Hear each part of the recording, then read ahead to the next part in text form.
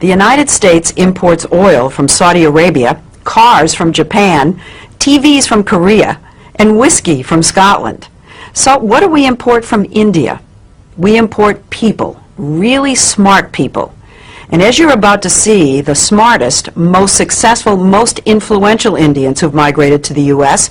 seem to share a common credential.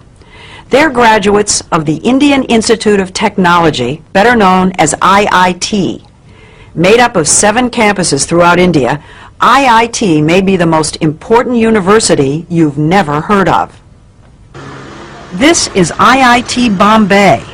Put Harvard, MIT, and Princeton together, and you begin to get an idea of the status of this school in India. You compute the capacity of the column. IIT is dedicated to producing world-class chemical, electrical, and computer engineers. And then you plug this back in and you... With a curriculum that may be the most rigorous in the world. Getting here is the fervent dream of nearly every schoolboy. With a population of over 1 billion people in India, competition to get into the IITs is ferocious. Last year, 178,000 high school seniors took the entrance exam called the JEE. Just over 3,500 were accepted, or less than 2%. Compare that with Harvard, say, which accepts about 10% of its applicants. The IITs probably are the hardest school in the world to get into. In the whole world. To the best of my knowledge. Veena, significant would you say the impact of IIT graduates has been on the American technology revolution? It's far greater than most people realize.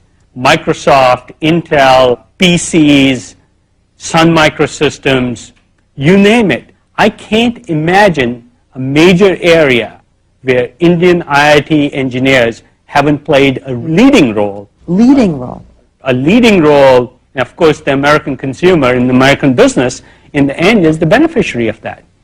It isn't just high tech.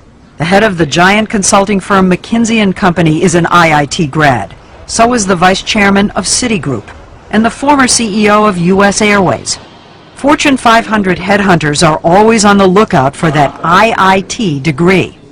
They are favored over almost anybody else. If you're a WASP walking in for a job, you wouldn't have as much pre-assigned credibility as you do if you're an engineer from IIT. 90% of IIT students are male, and the young men we met in Bombay know they're hot commodities. The American companies love the kids from IIT. Thank goodness. That's what we work to. After I leave IIT Bombay, I hope to get a good job. So it can be a ticket to another way of life. Yes. Yeah, definitely. And a ticket out of India. How many of you think that you're going to end up in the United States? For a while, I think all of us would be there. Maybe at for some work. stage. At some stage. That's not the way it was supposed to be. I want my country to be strong.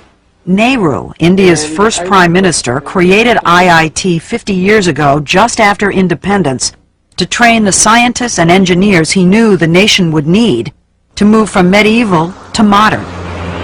He never imagined India would be supplying brain power to the whole world. Would you say that IIT graduates are India's most valuable export? Yes, undoubtedly. N. Ram, one of India's leading journalists, says that because the stakes are so high, a kid starts preparing early.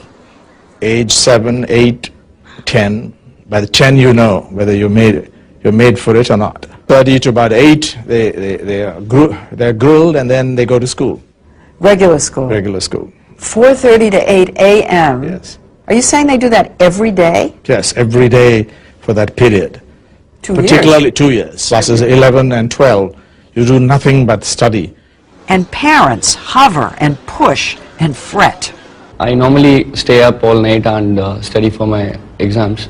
How many hours? It was close to 6 hours.